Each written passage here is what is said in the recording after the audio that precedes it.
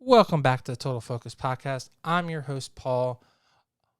Our sponsor of the week is Mid-Atlantic Video and Photography Productions. No matter if you need photos or video, they are the team to get the job done. No matter if you need professional headshots for your job, if you need wedding photos, if you have an upcoming project and you need some video assistance for a wedding or commercial, they are the guys to get the video jobs done. So no matter if you need photos or videos, Mid-Atlantic Video and Photography Productions is the team to get the job done. Our special guest this week is the wonderful Laura Ariana, Miss Santa Monica, USA 2021. What a phenomenal human being. I think you're 100% going to be motivated by listening to her. She's a phenomenal woman, actress, writer, which I didn't even know until interviewing this incredible person. And then also on top of it, she's a phenomenal pageant contestant, finishing twice in the top 10 and top five. So she's a superstar. You definitely need to pay attention to this person. She's going to be an incredible pageant winner in the future. Just stay tuned. And welcome to the show. Hi, thank you for having me. Oh, it's incredible to have you on the show. I was so excited to have some California candidates that are competing for Miss California on the show. So I was really excited to have you on the show and get your perspective, especially all of the really exciting modeling you're doing and all the things that you're working there. So to be honest, we haven't really had a lot of actors on the show, so I would love to give your perspective on how you think the industry is going and how and any advice you could give to our listeners, because clearly in my opinion, you're definitely living the dream. You're in California. You've been on daytime television. You're pursuing your career, which is awesome. And you're super young, so you have such a long life to live, and you're already living it. So Thank you. Thank you. Yes, I often have to remind myself, what's the saying? I used to remember the days that you prayed for the things that you have now, because it's so easy to get caught in the go, go, go, and what's the next thing? And I love this, but there's so much more. Just to get excited and wrapped up and ready for, what's to come, you have to take that time to step back. And like you said, you're living your dream and you're doing it. So it's definitely a must that I should do a lot more. So thank you for reminding me of that today. no, I just think we had an opportunity to talk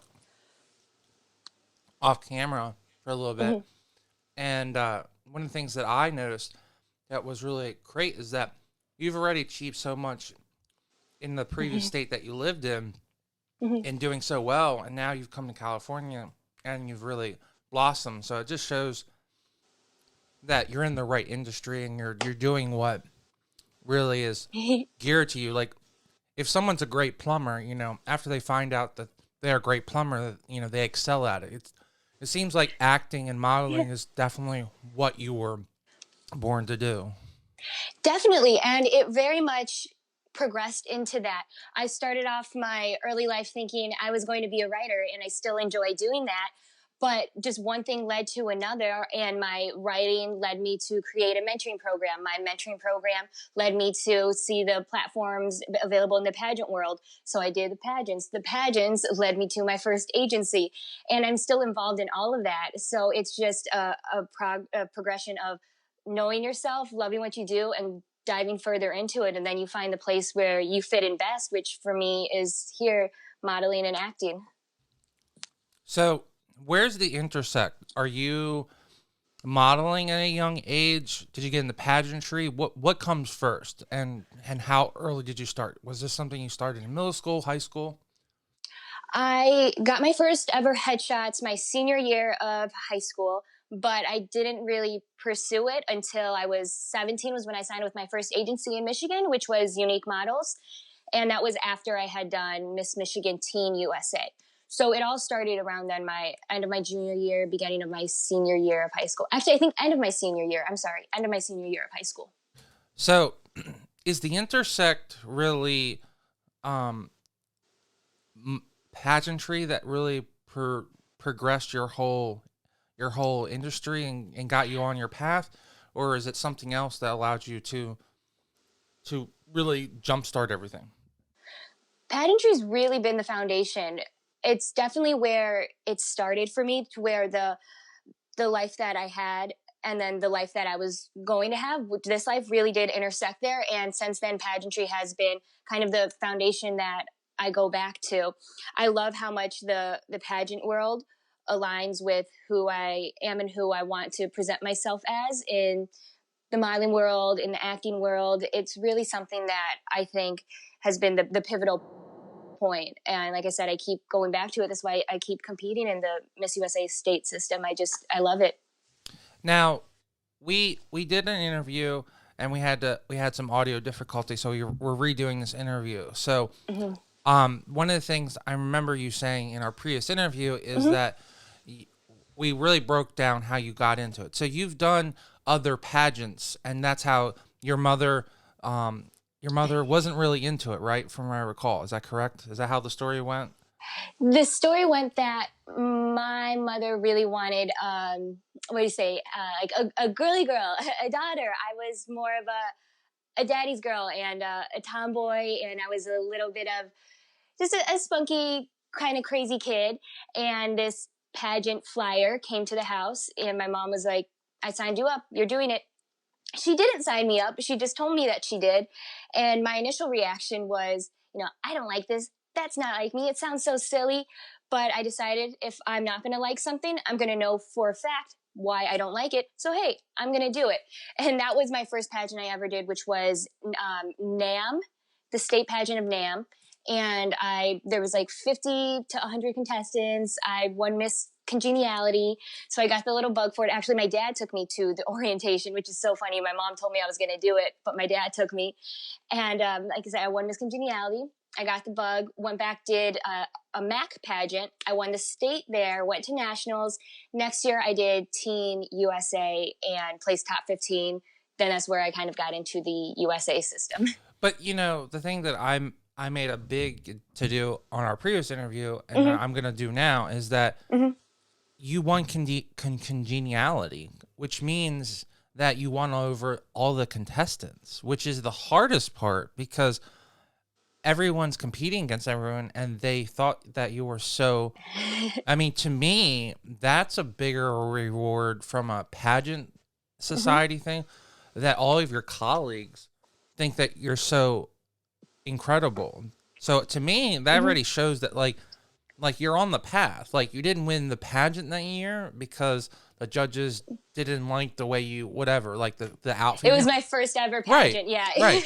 But the all the contestants are like, she's a dime. Like, she's a superstar. She just needs to be, polished, I mean, Yes. that's how I would look at it, especially your first year, because when your colleagues say that you're great, that's pretty awesome, especially your first year. Exactly. And in pageantry, it's so important to be authentically yourself because everyone can tell in a second if you're not. And that's something that people just outside of the pageant world, but especially inside of the pageant world, are very drawn to, somebody who is authentic and themselves. And that goes to show how well I'm going to say fit in, but how much this whole world fit me, because I did feel very much myself. The contestants like it. I've actually won Miss Congeniality later, also in the Miss Michigan USA system, for a couple of the prelims. And like you said, it is a big honor. It's always made me extremely happy. And those times that I've won Miss Congeniality have been the times when I've felt most like myself, had the most fun backstage. Well, hey, because you're pursuing acting, that should really make you feel like you're winning the audience, because if you do a drama or you're doing an action, or you're doing some kind of television where you have to interact, even if it's a movie, the audience has to like you, or you have to be hated, which is the same thing. You have to make them hate. It's really hard to make someone hate you too. So right. So that's a talent. So that just shows how. That just, to me, it just shows. Do you think that's a natural thing that you just ooze, that you put that out, or do you think there's something that you've learned along the way? I think I've always been very much myself and very much been okay with being a little bit too much and too loud and maybe too dramatic and crazy and to feel my emotions and to take up my space in a room. That's always been extremely natural. As I got older, which you think it would be backwards, you think you would be shyer when you're younger, more yourself when you're older. I ran into the opposite problem recently, where in the past couple years I was wondering, what's wrong with me? Am I a little too much? Am I a little too loud? Do I need to tone myself down to fit in here or there? And that actually did not help with acting, because when you're acting, you're not supposed to play a different character. You're supposed to play who you are, how you would act in this role. So how can you do that if you're not comfortable with yourself? So acting and really practicing my auditions, going to the classes, helped bring me back out of that little funk. And right now I feel more like I felt when I was a kid, and okay with being myself. I just had an audition the other day, yesterday, I believe, and it was one of the better auditions that I've ever had, because I felt like Well, that's really good yeah. because out of our last interview, you were still feeling a little challenged in that respect. So it's good to hear that you feel like you're coming out of that funk. Absolutely, yes. And it's been a process that I've been working on over the past a couple months. And like I said, our last interview, that was something I had struggled with a little bit more. And it's seriously, every week I've been noticing some progress in myself. Everybody falls and has some bad self-esteem times. Everybody doubts himself from here and there. And it is a hard and long process to get back from if you do fall down that little hole, but it's very possible. And I'm very proud of myself at how far I've been progressing and how quickly to get back to myself, so I can do my job the best I can, and so I could be the happiest that I can be. Now, I think I did mention that, I think you're being way too hard on yourself, because I think the entire world became in a funk, so or just became a little hard on themselves. So I think we need to have some perspective. Like, no one expected to literally live in their house for a year. So I think that Right. a lot of this will preside, and go away with just the opportunity to leave your house and see people and be able to go out to dinner with people and just be able to communicate people face to face, because Oh, absolutely. People need that interaction and the right. social aspect to life. Even if you're like me, who is genuinely a loner, I like to sit at home and write and hang out with my cats. But I did have the opportunity to go out and hang out with some new friends like last week, I think.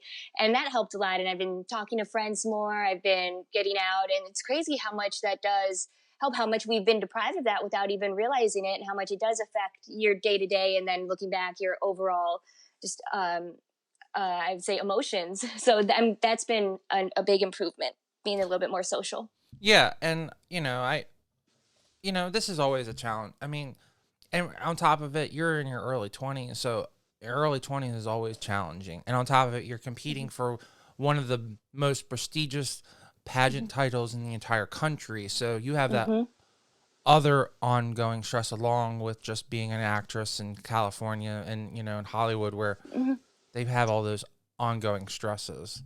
So now, one of the things that you pointed out this time that I didn't hear last time was you actually did a pageant between that, and you actually represented the state. So that just even shows more like how you're a natural at it. Do you find that do you feel that you're a natural at pageants, or do you think you have something that you've picked up? Like, do you pick up things really easily, or do you have someone that you lean upon? Because that just is really remarkable that in your first pageant you had got congeniality. The second pageant you did, you won a state pageant. You competed at nationals, which is a great experience, and then you made top 15 in your third pageant for USA, right? For Teen USA. So I was still in the team. Right, exactly. And then But that's still great. Miss, like, in 3 years, you literally, that's good. Like, I mean, I would say in 3 years, were you happy with that? Or, I was happy. I was excited and I was ambitious. And I did continue within the system or within the pageant world because I did feel naturally drawn to it. I like who I am on stage. I like who I am when I'm preparing. I like being able to be expressive and to be able to just expand on all aspects of my personality that I feel in other parts of the world I might feel the need to dull down. I like that I don't have to do that there. So there was a very natural attraction to it and a natural feeling that goes along with it. But I am a quick learner, and just like anything else, you can be naturally good at something, but you have to put time and effort into it. You do have to work on stuff that even you're naturally good at, even acting, even writing, even all of your anything that's naturally comes to you. I played soccer growing up, and I was so naturally good at that. But you still have to go to your practices, to training, to the ODP camp. So there's a bit of both of that, but it's a big thing to find what you're naturally good at and to be okay with failing at it, which I think people find really hard to do with something they are naturally very talented with.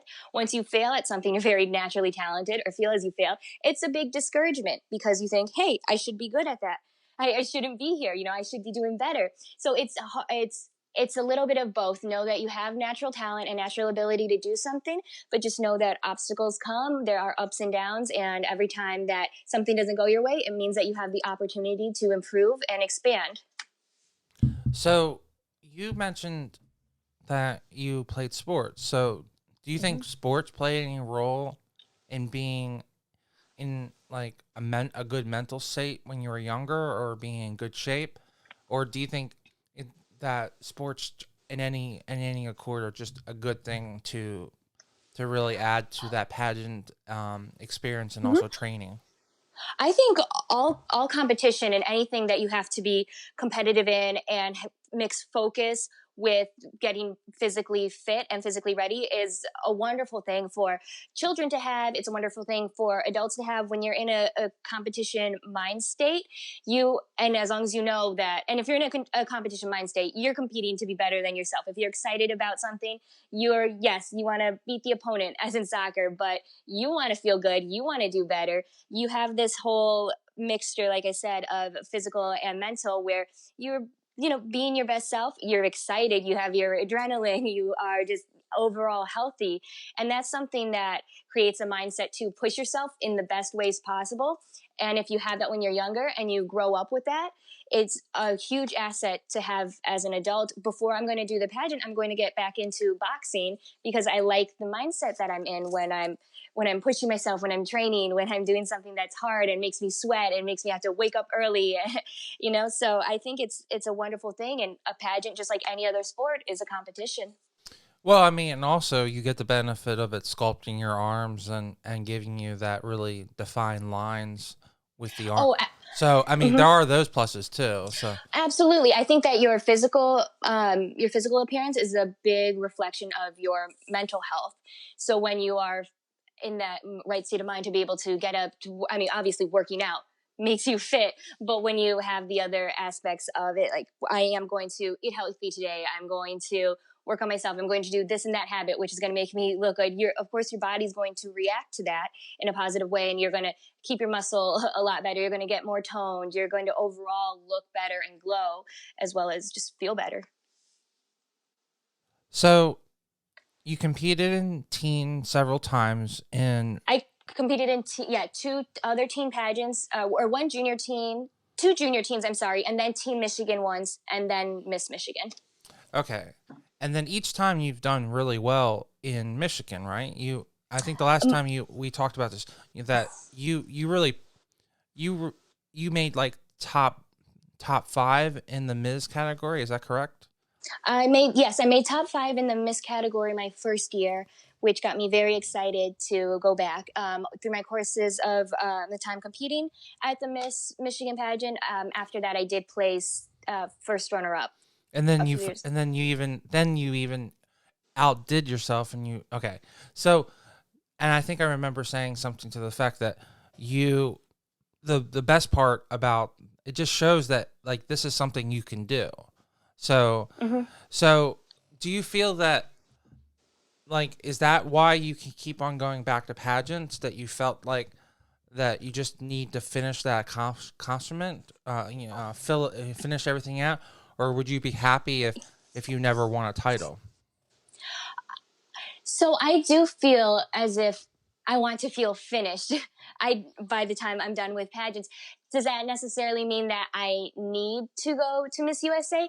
No, it means that I want to feel complete in whatever I started this journey for, which is overall to find myself, to be better, to be a better person, to be a stronger me, to align within my acting and modeling, and to kind of find myself and figure myself out. And as long as I can get to that point, I will be happy ending my pageant career without going to Miss USA or without winning another state title or going to another nationals. But I do believe that if I am fully myself and if I do accomplish the inner work that I want to from my pageant training, that is a definite possibility, and that's something that's exciting as well. To me, that all three of these really intersect with what you're currently doing. You're pursuing modeling, acting, and then you Mm-hmm. want to win a pageant title. Do you Mm-hmm. think that if you weren't pursuing acting or modeling, do you think there would still be this big emphasis in pageantry, or do you feel very connected to pageantry on its own? I believe there still would be a connection to pageantry because, like I mentioned, my initial introduction to the pageant world was through the platform.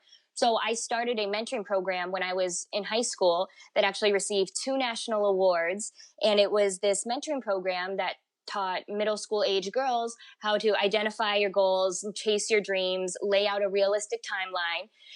And that was something that I was able to present at a pageant. That was something that I found other girls were very like-minded within their own platform and doing their own community service work, and that alone is a good enough attraction to the pageant world to keep pursuing it. And many girls do go into the pageant system and compete solely for the purpose of their platform. So I have a few different reasons and a few different ties. I like to have 3 reasons for anything that I'm very passionate about, and within the pageantry, that's definitely what I found. So I think without modeling and acting, I still would be interested in it just so I could expand on my platform and share my mentoring program. Well, did you mention the name of your platform and the because I didn't hear you say that. So it is called Girls with Goals, and we focus on taking middle school age girls and helping them identify a goal and lay out a realistic timeline, and use this not only as a way to show how to lay out a goal and how to achieve something, but also as a form of self-discovery to figure out, this is what I want. Why do I want it? What does this say about me? If I go into this direction, will I find myself more? So there's a few layers to it, but at the end of it, the girls come out very fully prepared with, this is how I lay out a goal that I want, and this is the process that I need to be able to achieve it, which involves, breaking it down into a realistic timeline, accounting for any obstacles, laying out any cost, any effect, any side goals or the smaller missions that you would need to do to accomplish it, while making sure that while you focus on this goal, you are still productive and happy in the other aspects of your life. And is this something that you've put together yourself? Yes, fully Oh, by wow, myself. that's awesome. Thank you. Yes, it took years of research, and I was on the phone with therapists, with child psychologists. I was doing a lot of Google searches, a lot of talking to principals and teachers, as well as mentors, and looking through the Forbes most successful. These are the habits. This is what somebody does. So I did that for a couple years as far as my preparation, and then I launched the program a couple years after. So it should have taken 2 years. I spent 4 years on it. Well, this would be a great thing to really be able to use Miss California's platform to really boost that because you could really help a lot of women that want to Mm-hmm. achieve more, young ladies that want to achieve. If you've done all this research and you can help them to really narrow down what is the best course for them to be successful and to find their career, that would be really helpful. I mean, Absolutely. is that your thought behind it? My thought is that goal setting is the process of self-discovery. Every time you have a goal and you make actual tangible steps to reach it, you learn more about yourself. And anybody who knows more about themselves, whether they change their goal, whether it's a big one or a small one, it's a long-term future goal or it's a short-term, I just want to do this in the next couple months, you will learn something about yourself. And anybody who knows more about themselves, know what their mission is and what their intent is a stronger person, because you have more of that self-awareness. And that's more so the overall goal, to help teach these girls, yes, of course, how to find a goal, but like I said, with the layers, also you're stronger the more you know yourself and the more you want to know yourself. And that's something that I think has the legacy and the longevity that hopefully will stick with them. I just wanted to take 1 second from this great interview and talk about our sponsor of the week, Mid-Atlantic Video and Photography Productions. No matter if you're planning a wedding, a special event, or you just need an amazing headshot, they are the team to get the job done. You can reach out to them at 443-422-3830. Again, that's 443-422-3830. Or you can go right to their website at mavpp.com.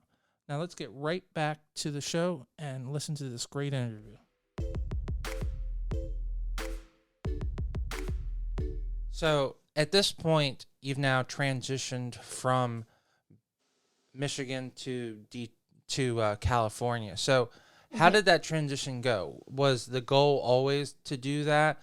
Or after doing very well in the pageantry world, did you get that itch that you wanted to go to California? How does that come about?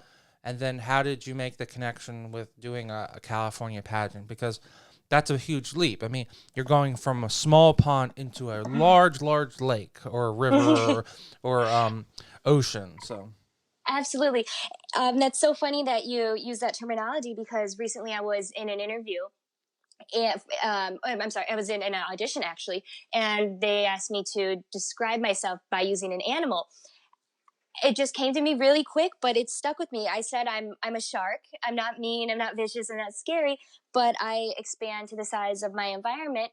And then when it's time to move on, I look for a bigger pond. And that's kind of how I felt in Michigan. I loved the opportunities that I had. I loved my friends, my life, and the career that I had. But I felt like it was time for me to go do something else. I'm a very strong believer in following your instincts, trusting your gut, trusting yourself. And I know when it's time to leave and time to move on. And it was just one of those times when, like I said, it was just your instinct. And I really much felt like a shark that had grown to my environment. And I was looking for, like, no longer a pond, but a lake.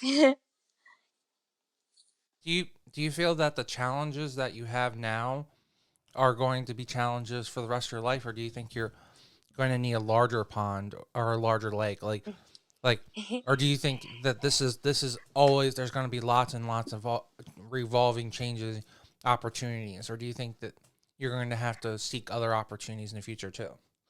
I believe that everybody grows their entire life. We grow from the second we're born till our last day. And I think that that's something that can mean as much as you want it to. If you always want to expand and grow and go bigger within whatever career you're doing, with whatever ambition you have, you fully have the capability to, because we always have the opportunity to grow and do more. And that's something that I have fun doing. So for right now, I see myself very happy with where I am, but very excited for what's to come and for other opportunities, bigger opportunities. But it all happens in time. You have to trust your timing.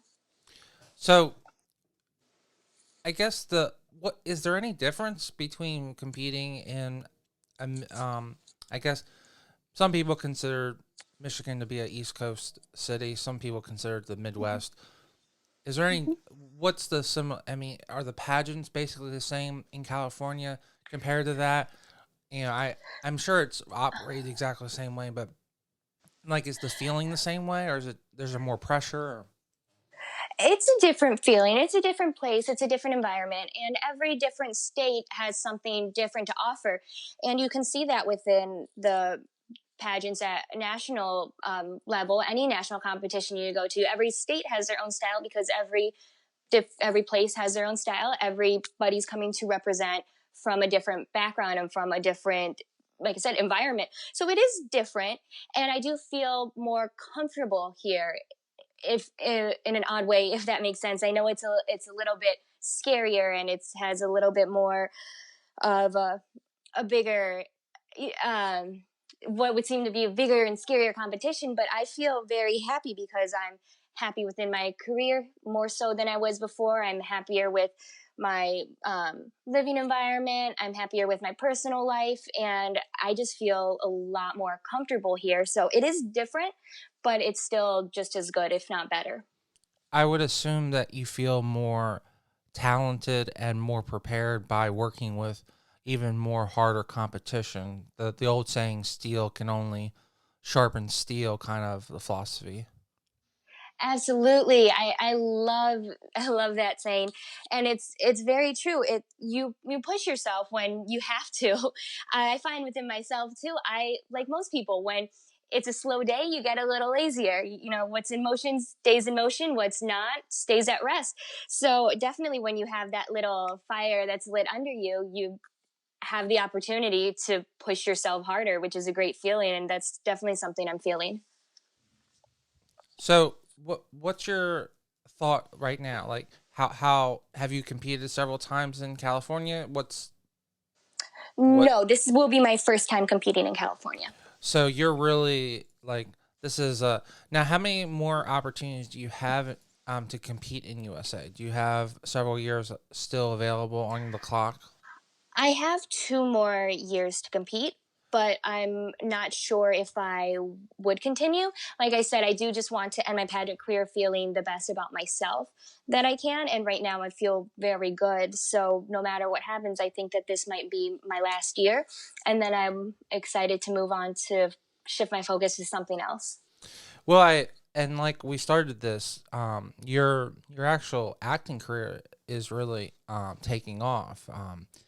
You had put it on your Instagram, so I guess we can talk about you were on a game show, Mhm. and that's a really great experience. And they, from what you said earlier, that they actually personally asked you to come on the show, so that's pretty awesome that they're asking you to be a part of that. That's got to be pretty rewarding. That you feel. Do you feel rewarded by that? That like they definitely are asking for a talent like you to be on their show. Yeah, I feel like I've done my job just as a model or an actor, being somebody who, from what you can see on paper and on through headshots and through work, by that alone, you know, someone, hey, you would be good for this job. That's all you can pretty much hope for. So definitely when something reaches out to you, when someone reaches out to you, and you know, it wasn't a paid job, it was it was a game show, but it's still fun But to but know no, that, don't like, go. hey, you're an entertaining person, come and be on, Okay, come, now like, you're totally downplaying this. It's one of the I'm longest definitely wrong. not. No, it's no, it's totally. It's one of the longest daytime game show. The only thing that's wrong is longer is The Price is Right. So Yeah, no, it was an amazing opportunity. I'm not no, knocking I the mean show at I all. know It's you've done other things. You had Yeah, mentioned, but this isn't something that they ask you to be on because you're an actor. There's just everyday people on it, oh, which of makes it so course, fun. Big personalities, so I like being able to be chosen for my big personality. of course, right? No, the thing that I just thought it was such a cool thing because it's fun to dress up. You know, when uh Let's Make a Deal is such a iconic show. Origin of doing the dress up was that um, people wanted to get pics, so they would continue dressing in weirder and weirder outfits. So it's just a very iconic game show. That's If you don't know the awesome. story behind it, um, so now you've also done a lot of pilots too. So like, how does that? Do you feel that those are good practice for you? Do you feel like doing a pilot and going through that process, do you think that helps you with pageants? Do you feel like all those pressures? Because I mean, I would assume that there's similar types of pressure. Like you have to go into a room with a bunch of people that you may not know. You have to win them over and get you to let them um, hire you to do the pilot and all that kind of stuff and all the stress that goes along with it. Yeah, there's definitely similarities. You have to be right for the job as you are. They have to see you and know you fit, but they also have to kind of just fall in love with you in 2 seconds and be like, "Hey, I want to work with you." And it's hard right now with the audition process being so odd, which I think it's going to stay this way, where you're doing most of your auditions through self tapes. But I actually just got a rejection email from a pilot, which I was so nice because they never send the rejection emails. You just never hear back from them.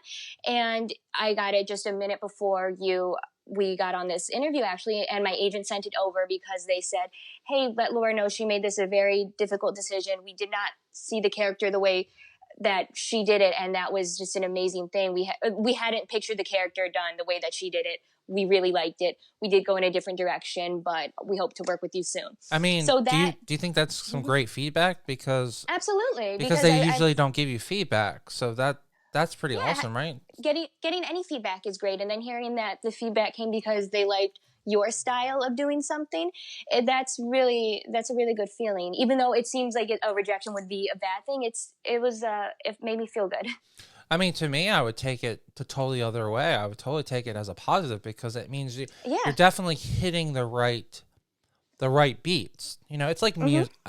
Is it fair to equate it to a really good sounding song, and then you just need to be in harmony, and like you're Yeah. you're almost there. Like you're just one beat off.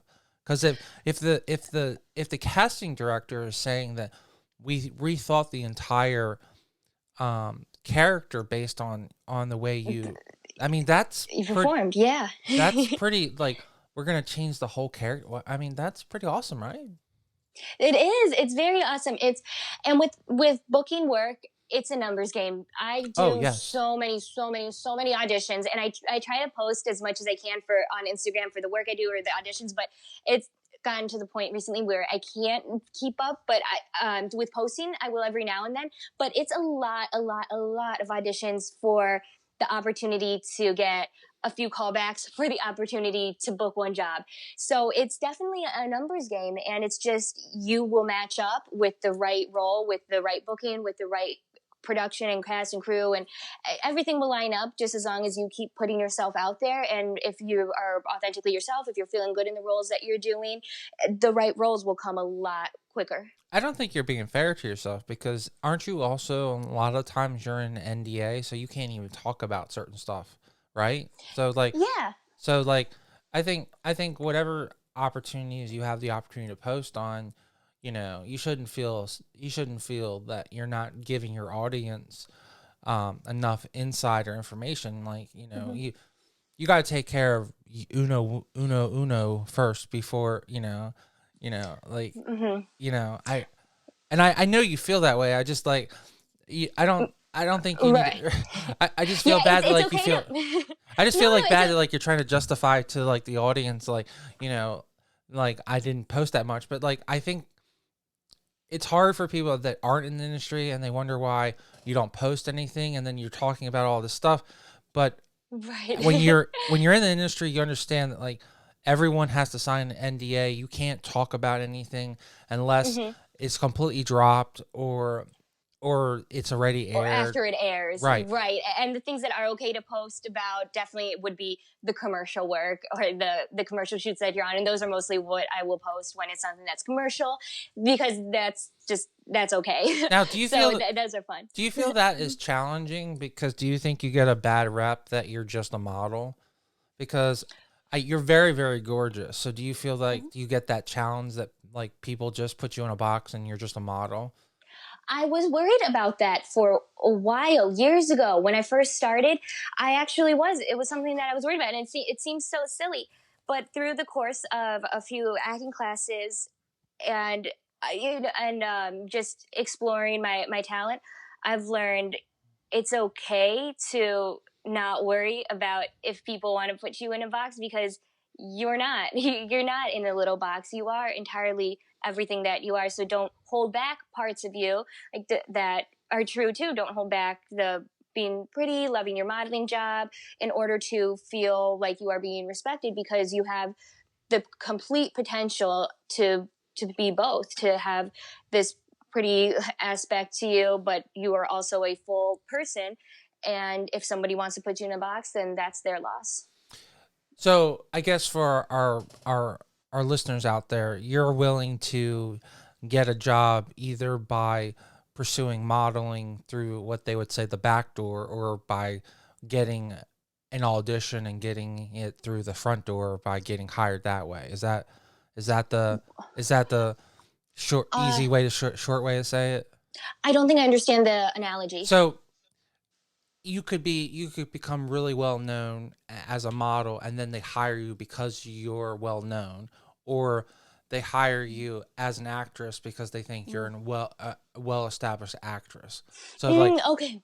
So I understand. I believe that where I am in my career, I would definitely get hired through acting because of my talent, because I do modeling jobs, but like I said, it's mostly commercial, which you're not necessarily put in that light. I do some like swimsuits and some clothing lines that are very pretty outfits, but for my height and the type of work that I do, it will definitely be that I'm hired through in an acting position because of an audition that my manager got me through a casting. But I guess I was just saying that, like, you would be willing to like pursue modeling and then have them hire you that way too. So because either way you get the acting job. So it doesn't matter if you go through the front door or the back door, you still get the opportunity to be the actress and be, because a talent is a talent, no matter if it's in another industry or if it's pursuing specifically acting. So I understand. Yeah. I think that there's just so much different little things that go on with branding for an actor and why you fit one role and not the other. And while I'm figuring mine out, it might be that way that you're saying, but I think that there's you never know why you'll get hired for a job. Oh yeah, of course. Like what it comes down to. So I have lots of friends that are specifically pursuing YouTube, and they have millions of followers, and so they feel like that they wouldn't have those opportunities to do daytime television or to do game shows if it wasn't for their status on YouTube. So, that. Right. Yeah, there's a lot. The whole exactly. social media aspect adds a new. Well, it's just another avenue. The whole entertainment industry. It's just another avenue. Right. So overall, what's your upcoming feels for this pageant when it comes to how you feel? Are you feeling confident? Do you know what the actual field of competitors yet, or is it still up in the air exactly who's going to be competing this year? So we have had the opportunity to Zoom with the contestants. I have had to miss the last few Zooms because of work, and I can't see myself making it on the next Zoom calls going throughout till the pageant happens, just because of my schedule. But I did have an opportunity to meet the girls, and we are all in a group chat, and I hardly get to respond, but sometimes I'll look through, and they all seem so sweet and so supportive. And every time a girl is going to do some charity work, she invites everybody. Girls are always offering help to everybody else. It's a shame that I can't be more involved with that, but it's nice knowing that when I go, there's going to be a lot of really happy women to eventually make friends with. So that's the gist of everybody that must be difficult in a state that's so big. So are you getting invited to go to California, to San Francisco to do events because you have competitors in San Francisco and San Diego? Like, you must be being pulled like all over the place. That a lot of the girls I know, when they do send the invites in the group chat, because we're all aware of how big of a state California is, they'll say something like, hey, if you're in the Bay Area, we're doing this beach cleanup. If you're in San Diego, we're doing this beach cleanup. It's a lot of beach cleanups. Well, I don't blame. Yeah, exactly. Yeah. but yeah, they're very aware because there are other contestants like me. We're all busy. We're all doing something. We're all very prestigious and ambitious, and we like to be very aware of each other's times and the traveling and the traffic. So we do say, hey, if you're in this area, Would you come say to this. Yeah. Would you say that most of the people that are competing from Miss California, most of them are actresses? Is that fair to say? Surprisingly, I haven't noticed that many. A lot of Oh, girls are. A lot of them I know are in school or have just graduated. okay. I know some girls in there are therapists. I've seen some pursuing other, I want to say not medical, but some kind of doctorate, or something. There's always somebody pursuing something further within their education, and I've seen a lot of that in California, which, like you said, I would think that there would be a lot more actors or actresses, but a lot of the girls have had so much opportunity to be in front of the camera every now and then, if not consistently. And there's just a wide range of girls. I think something about my generation and everybody in their 20s right now is that we don't just have one thing that we do. Most people Are doing have three multiple. things, right? Exactly. So you'll see a lot of that, but I feel like most of the girls are crazy smart and very focused on their education and then their career, which I is mean, something outside of entertainment industry. right. I mean, if you've got some people competing for doctorate, that's pretty legit, you know. That's pretty. Yeah, some smart women. Yeah. Women. I'm definitely one of the people that believe that women are. From a genealogical thing, women have the perfect geno. You have two perfect Mhm. gene. So Mhm. it's my opinion that women are the perfect specimen, and that men are the ones that are. We're the one. We have half a chromosome, so we. So we have different strengths and weaknesses, and of I believe that course. when women really embody and take on the embrace the feminine aspects of themselves, they're able to reach their full potential. And you see a lot of that in the pageant world, where women are unafraid of being feminine, unafraid of being women. And with that comes a lot of the confidence and capability to reach your full potential and take on the world and do all these amazing things and still be pretty. And you see a lot of that. I love the women that I get to meet and be around by being in this system. I just wanted to take one extra second and talk about our sponsor of the week, Mid-Atlantic Video and Photography Production. No matter if you're planning a wedding and you need a wedding videographer, you're doing a music video, or you're doing a commercial, they are the team to get the job done. You can reach out to them at 443-422-3830. Again, that's 443-422-3830. Or you can go right to their website at MAV pp.com. Now let's get right back to this great interview. So I always ask my guest to give some advice. So do you have some tips for pageantry specifically, and do you have some tips for, I guess, getting an agent or getting a representation for modeling? Because if someone's sitting here saying, well, I really want to be a model, but I have no idea how to do that, is there any tips behind that?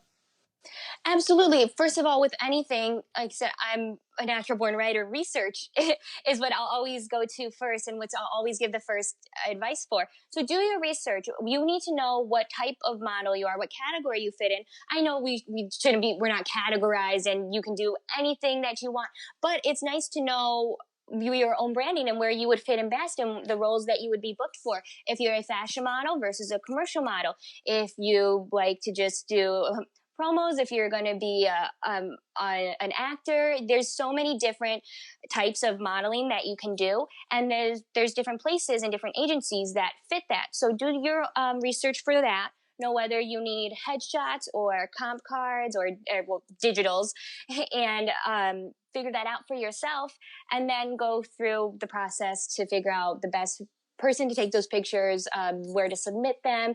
Just kind of really personalize your modeling experience for yourself, and you'll get the most out of it. for pageants, the same. Figure out which system fits you. Do you want to go to a platform-based one? Do you want to go to something that's going to help you and get in touch with your femininity? Do you want to just try something that's out there? There's so many different options. It seems like they are all under one umbrella, but there's something for everybody. So if you don't need to be one specific size, look to model, act, or be in a pageant. Now, you had mentioned earlier in our interview today that you also are a budding writer. So we'd love for you to bring up and talk about your stories. Do you find that to be some of the great, do you find that as a great outlet to allow you to be a better actress, or do you find it's just a great way to maybe pitch ideas that maybe you could pitch and then be in, or stories that you would want to make? Or So right now I'm working on a children's book, which has been one of my favorite things to write out of anything that I've ever written. And it was an outlet before, but it was always supposed to be a career. So right now what I see it as is something that I get to share, something creative, and I'm excited to get that finished and published, hopefully very soon. But it is my passion, something I go back to, and something that eventually I hope I could expand and write for TV, take my ideas and figure out, first of all I need to get a few things published and figure out where I am as a writer, and then see where I could go from there. do you, when it comes to your writing, do you feel that you want to go down the self-publishing route, or do you want to focus and try to get signed with a literary agent and go down the traditional route? A few years ago, I would have said sign with an agent. Right now, there are so many different outlets that are so much more legit than even just 5-6 years ago for self-publishing. And I've been looking into that. It's a little bit quicker, and it's a little bit more of a personalized experience where you don't even have to publish the whole big everything. You can just publish a few little things, and then maybe eventually take that to an agent after you have your footing in with whatever stories you have or want to publish.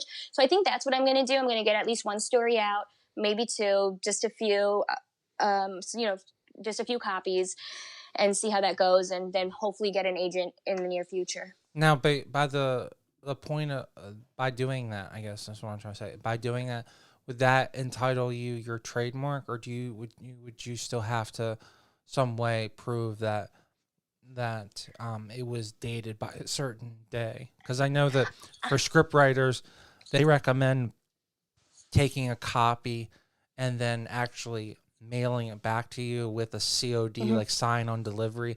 So it says that it was actually delivered on this day.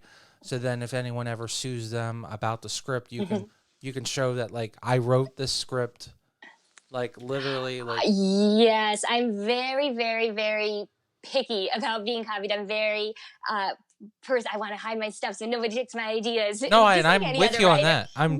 But Yeah. I think That's why, I if you really, notice, I didn't ask you like the yeah. synopsis, the story, Synopsis. yeah, right, of the story. But Thank you. But yes, I think that my main interest in self-publishing and getting something out quick is that I'm excited about the story. I love it. I want it to be mine. Just like anybody who's creative, who's an artist, you want your thing out. You want it to be your baby. And once you get more hands involved, of course, that will change a little bit. So I would like to have my first couple books out would be to be the kids' books, and to be kind of in exactly the style that I want, written like I want, and then we can go from there. But it's just the first couple ones I want very personalized for me. I mean, wouldn't that be so awesome, being Miss California and being able to take your book and then reading it to children out of Oh, school? that would Or, be amazing. Yes, just I get to mean, share the story. if you don't bring that up as a reason why you want to be Miss California to the judges, like, there's I would think that would be such a great way, like, teach people how to read and have great stories. Mm-hmm. And I know that you kind of gave, like, the story behind it, but I think it's too valuable, so we should keep that for another day when you have an opportunity to read your story when it's published. And I think overall, I think it would be such an opportunity, really, to really grow that illustrating portion of your body of work. Do you feel like that you could be really fulfilled if you just went into writing, or do you think you still want to be physically in front of the camera? I think it has to be both for me. As of right now, I need to write and I need to be in front of the camera. As far as you could say, you need something other than food and water and shelter. I definitely do have my heart split in both, and I will always write. I would write no matter what, and it's going to be put out one way or another one day. And I'm just always going to love being in front of the camera. So I can't see me picking one or the other, but hopefully I'll find a place where they merge. Do you feel that this is a good stepping stone for you to write an actual short story or a full length movie for you to be casted in, similar to what Seth Green or some of these other well-known actors that literally wrote a movie so that they could be in, and then went on to be very successful actors? I think so. I'm just getting comfortable with writing, especially with the kid's story that I wrote, seeing how much it reflects myself. Before, my writing was never so personalized, and I was never picturing myself and my own story in it. Since I have been doing that, I've realized the story has improved greatly. And if I can feel comfortable enough to write kind of from that perspective where this character would be me, I definitely say that as an opportunity, because there's a lot of roles that I get auditioned for or look like I could fit that I just don't feel like I would want. And if the story doesn't exist that you want to read, write it yourself. And I think that's going to be one place where I'm at, where hopefully my acting career can go the same way. If there's no role that you think fits perfect for you, write it. Well, I know, and we had discussed this in detail about how you felt that you want to do things outside your culture dynamic too. So this could be give you an opportunity to be go through more avenues and have more opportunity. So, I mean, I hope you do pursue that, because your story is incredible, and I think it would be a great way for you to. I mean, even if you do, I mean, kids cartoons or kids entertainment is some of the most profitable industry in the entire world. So, I'm sure as an actress, you probably want to do more like adult content, not the I mean like action. Oh no, like I know love what you story. meant. Like maybe our listeners don't know what that means, but you know, The if you're serious roles. right, serious roles, but like it sounds like you're very skilled at writing children's content, giving morals behind the stories, kind of things. Maybe that's good too, because we need more of that. Like, I guess the example I gave to you earlier was the Dr. Seuss. Dr. Seuss never gave anyone a name or a color. They were always a who is it, who's it, or what's it, or and then that's definitely true. And I was just thinking about, I was going to use Stan Lee as an example, but that is true too. Two people who, what Stan Lee's writing, what he likes about Spider-Man and his mask. That he's masked. He can be anybody. Right. He can be black. He can be white. Right. Exactly. You can be anybody if you're written. If the way that he writes his characters are so everybody can see themselves as that person, and it's the moral within it. With Dr. Seuss too, somebody they're blobs, they're colorful, they're crazy. They could be anybody, and that leaves the theme and to be the main aspect of it. We can all fit ourselves into these characters. What is the story saying? And that's something that I definitely like to focus on. I mean, not even like to. It's something I just naturally do within my writing, where the theme is the main part, and I see the character, but to me, the character is a blob, and that's something I always have to develop after to figure out what they look like, who they are. It's more fun writing the theme, right? Yeah, exactly. Writing the story. Let the reader think that it's yellow or purple. That it's them, right? Yeah, Because because then there's they'll so buy it many more. They'll buy it more because well then they feel like they're attached to it. Because then, well yeah, like, there's so much about people that are universal within our feelings, our journeys, everything that's unique to our own struggle and unique to our own happiness. We can all center in some similarities. And if you are, in my opinion, a good writer, what you write is a very specific story with those very universal feelings, with those very universal experiences that anybody can align to and that can help anybody. The point of writing is to, for me, is to reach people far beyond your reach and far longer than you're here, and to mean something to them. And that's what I think I can focus on when I write characters, and write a story first and then make the character after. Because for me, like I said, it's all about the message. It's all about making the message cute and fun to where it's universal, but it can be anybody and it's still something that's meaningful. now you made a comment, so I want to ask you the question on this. Okay, Mm-hmm. so to me, it would be better to pursue being a storyteller than a writer, because a writer to me is someone who goes in after the storyteller makes his mess of a page and then they kind of trim it down. So I would assume you would They're want to. kind of the same thing, though. It's like Oh, they are. with writing, it's yeah. I'm always in my notebook, and then I go back and I redo it. There's never an end.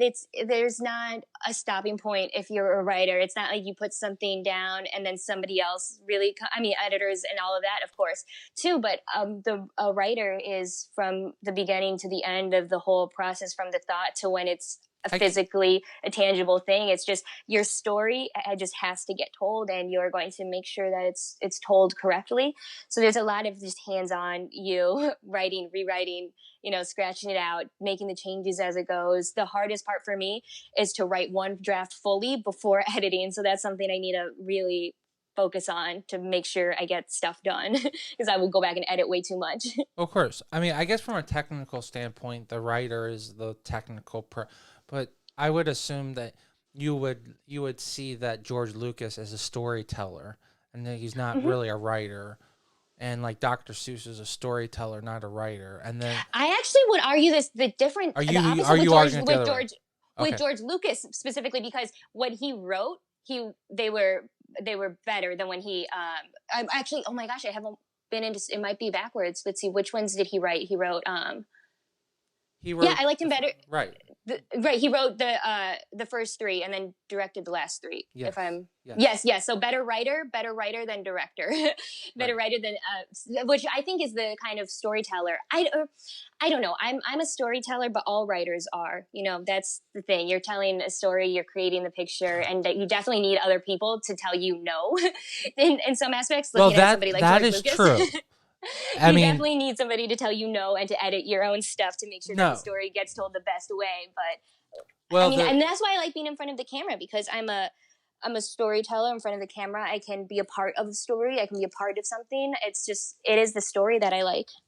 yeah, that's a good point, that having someone look over your project and give you criticism is so important. Do you find value in that? I do.